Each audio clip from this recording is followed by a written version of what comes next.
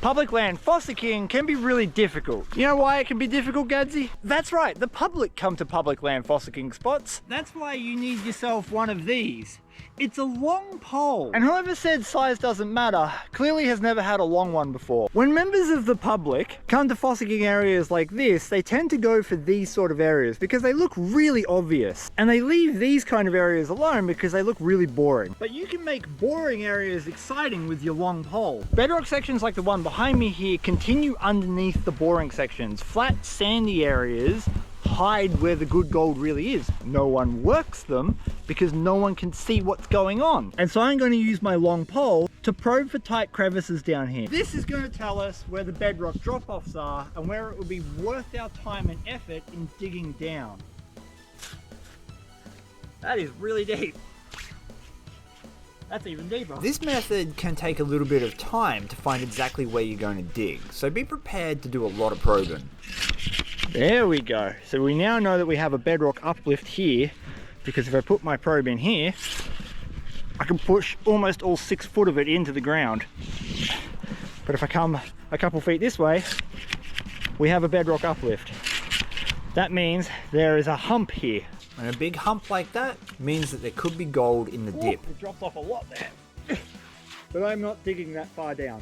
Think of this like active sonar on a boat. It's giving you a read for what the bedrock is actually doing hidden underneath all of this sand. We're looking for a spot that isn't too deep that I can shift the sand off the top that most people wouldn't know is there because the sand has covered it up. And because it's been covered up for so long, there's a good chance that those low points in the bedrock are holding really decent gold. I might have found something. I wouldn't traditionally dig on something like this because it just looks like sand, but right here there seems to be a bedrock drop-off.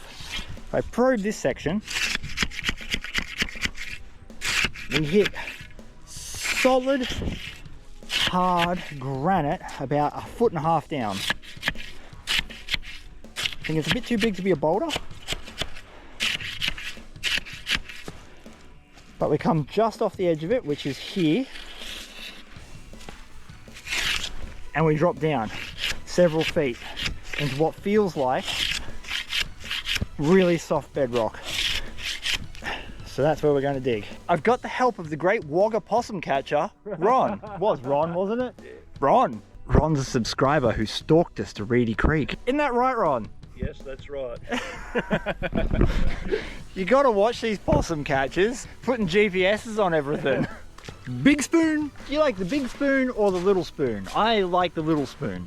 If you've ever dug in sand, you'll understand how much of a nightmare it is. We are still rolling the dice here. We know that there's a bedrock drop-off, we know there's gold in the creek, and we know, traditionally speaking, if we combine those things, you usually get a good take.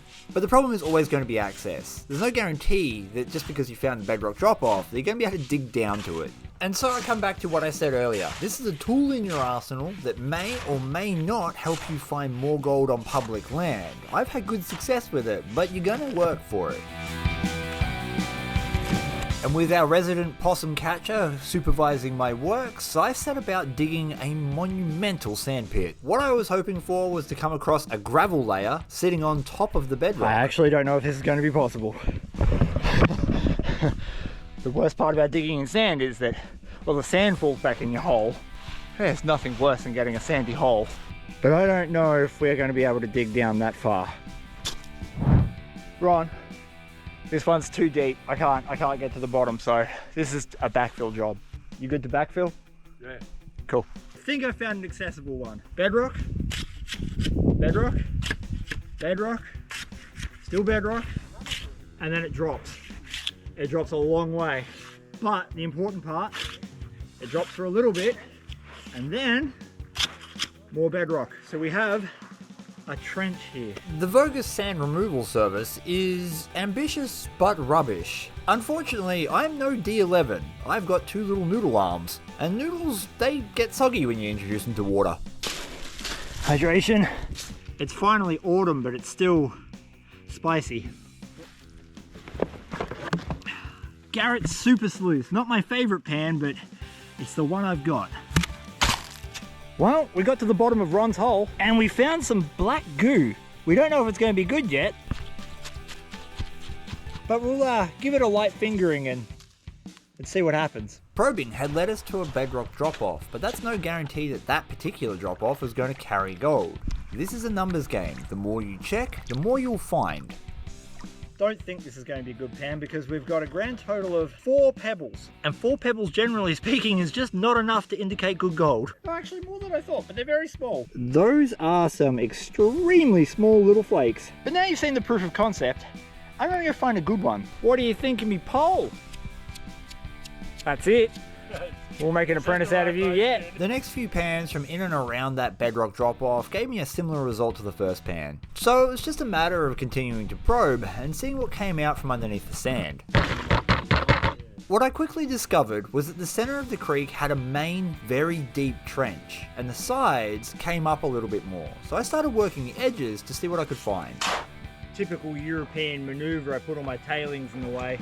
In the way of what, you might ask? Well, sir, this really light granite rock, which I shall now perform a feat of strength for you. You can fit so many golds under this. The problem is the fast water comes down here, it's eroding this bank. This bank would have originally been out like here somewhere. And so it's all collapsed and then sort of been sluiced away. The evidence for that is this sort of clay, it's full of old grass. That is literally that. They're the same thing. So, because I'm not finding gravels in this, I need to change my orientation. I think I need to work the other side of the creek. I now knew that the main thing that was filling up the bedrock drop-offs was old bank debris. That means that it was most likely I was going to be finding flood gold that had been trapped in the grass when the bank was still in position. Yeah, micro flood gold. But hey, I was finding gold, and I knew it would only be a matter of time until I found one that was packed full of gravels, black sand, and that shiny gold that we all love. We've moved away from the sandbars and towards wider, deeper sections of water. And I haven't hit a Bonanza City yet, but things are starting to look up. This is waist deep water, and then it rises up here, but the bedrock is so fractured and breaking up that you can get the probe right down into it. And that's where your gold's sitting. The probe is basically taking the role of your eyeballs. You can't see what's going on at the bottom of the river, but you certainly can feel it, and that will help you build up a visual representation of what's happening, and give you more likely places to check. This spot felt like I was walking on sand, but it was actually decaying granite, and decaying granite tends to trap gold in this area. The probe showed that the bedrock was breaking up, and that's what we want. It took a little while to find a spot that had decent sized flakes and a few of them. It's not huge, but it's better than what we have been getting, Gadsy. That's way better. Way better. Where do you get your spot? Nah, go find your own. Oh mine, baby.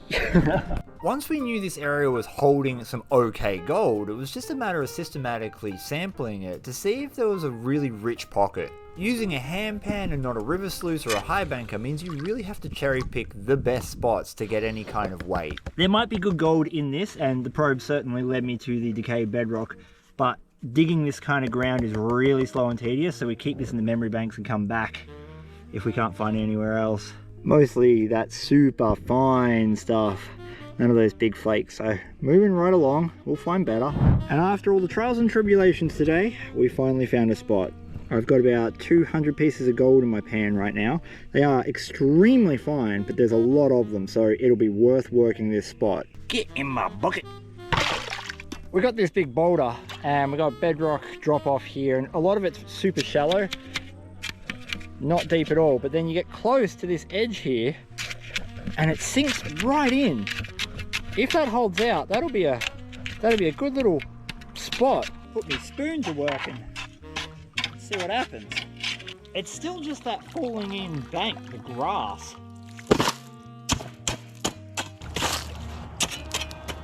But it's coming out with shattered bedrock, so we've got the best of both worlds in this case. Bedrock plus flood layer. Thin little crevices like this have almost always paid out decent gold, and that's because they work like a sluice riffle when the river's in flood. And I was just hoping the gold would be the same as it was in the first pan. And to my delight, It actually was the same. It's a good little deposit. It was nice and hidden up against that rock. My probe had led me to an undercut crevice that was collecting a significant amount of the bank's flood gold that had been eroding into the creek. And even though the gold was fine, there was a lot of it. Because I'm using my GoPro, it's kinda hard to see, but I was getting about 200 flakes of gold every single pan. I worked this spot for about an hour until Gadsy invited me downstream to another crevice. He's a good boy. He's a good boy. I called it. Best pan of the day. Best pan of the day. That would be me. I found this spot. Me and my massive pole. Well, I think it's kind of fair. No. Best pan of the day. Definitely the best pan of the day. Holy moly. I'm getting the camera.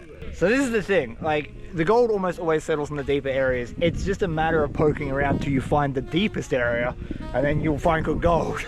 And gemstones. Look at these. Between these two crevices, I spent the next hour or so working the gold out of them. And I was rewarded with a little bit of gold for my efforts. We still got gold, but it's back to that fine stuff. It's adding up. Considering we're on an extremely heavily worked section of Reedy Creek, and we were finding decent gold, I hope this has shown you how using a probe can help you find more.